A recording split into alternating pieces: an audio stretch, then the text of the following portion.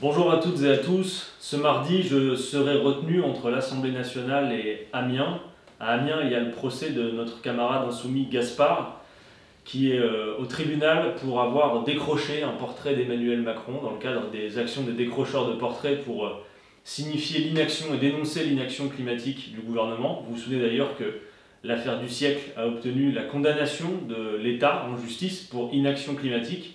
Et donc je participerai au procès de Gaspard, qui est inquiété par la justice pour avoir simplement décroché symboliquement le portrait du président de la République, de notre monarque présidentiel, pour signifier effectivement la volonté d'un changement sur les politiques en matière écologique. On sera donc nombreux à Amiens, mais je voulais faire cette vidéo parce qu'au même moment, le même jour, les camarades de Cargill, et ici présents deux d'entre eux, Jean-Luc et Dorian, que vous avez peut-être déjà vu dans des vidéos précédentes, parce que ça fait un moment que je vous parle des Cargill, seront eux en train de défendre leur cause à la cour d'appel de Douai, où je vous invite à aller si vous le pouvez pour les soutenir, parce qu'autour d'eux il y aura bien évidemment beaucoup de personnes qui vont venir les soutenir.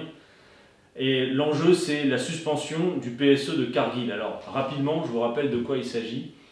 Ces deux-là et leurs camarades sont mobilisés, sont de toutes les luttes, bien évidemment de la leur mais de toutes les autres, depuis plus de 16 mois, avec ce groupe Cargill qui, pour rappel, est un géant de l'agro-industrie. C'est un groupe américain qui a un site de production dans le nord, à Aubourdin, où on produisait de l'amidon de maïs pour notamment le lait infantile des bébés prématurés, mais également, et c'était essentiel pendant la crise sanitaire, ça l'est toujours, les poches de glucose qu'on utilise à l'hôpital.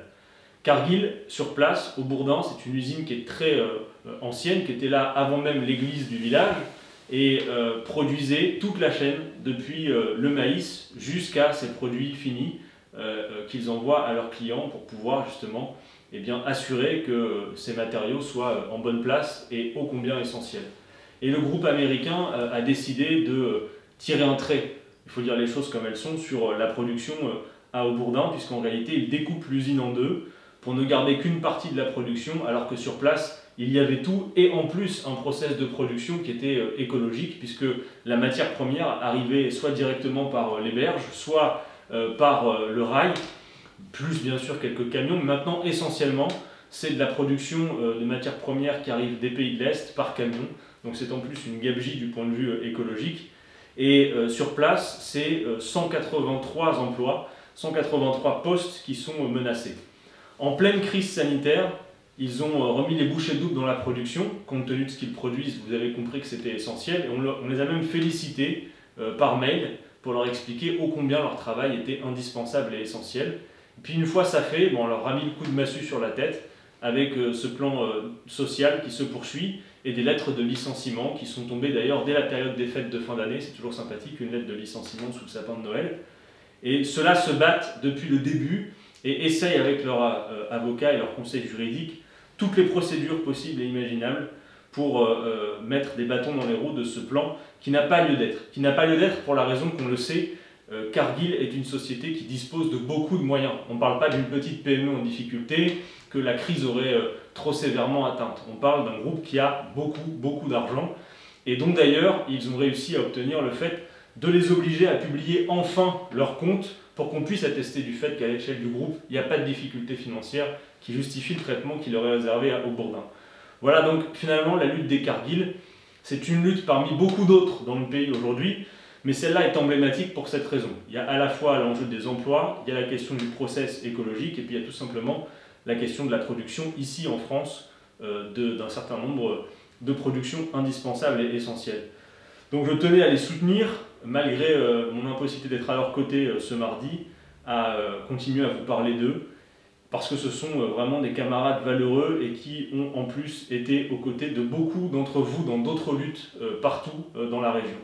Voilà, donc si vous le pouvez, ce mardi à 9 h, rendez-vous rue de Paris, je crois, à la cour d'appel de Douai pour la mobilisation des Cargill. Voilà, et je voudrais surtout insister que la lutte des Cargill, au travers de la lutte des Cargill, c'est la lutte pour interdire tous les licenciements. C'est tous les licenciements, toutes les suppressions d'emplois, c'est notre mot d'ordre depuis le début. Et on espère mobiliser tout le monde, converger toutes les luttes. On a tous le même objectif. Voilà. C'est important ce que dit Dorian. Effectivement, beaucoup de ces entreprises ont des aides de l'État, bénéficient des aides de l'État, des subventions, des dégrèvements d'impôts, mais aussi des aides exceptionnelles pendant la crise. Et évidemment, nous exigeons des contreparties sociales, environnementales, notamment en termes d'interdiction des licenciements pendant cette période de crise, alors que ces entreprises touchent des contreparties financières et des aides de l'État. Donc ce mardi, mobilisé avec les Cargill à Douai à 9 h.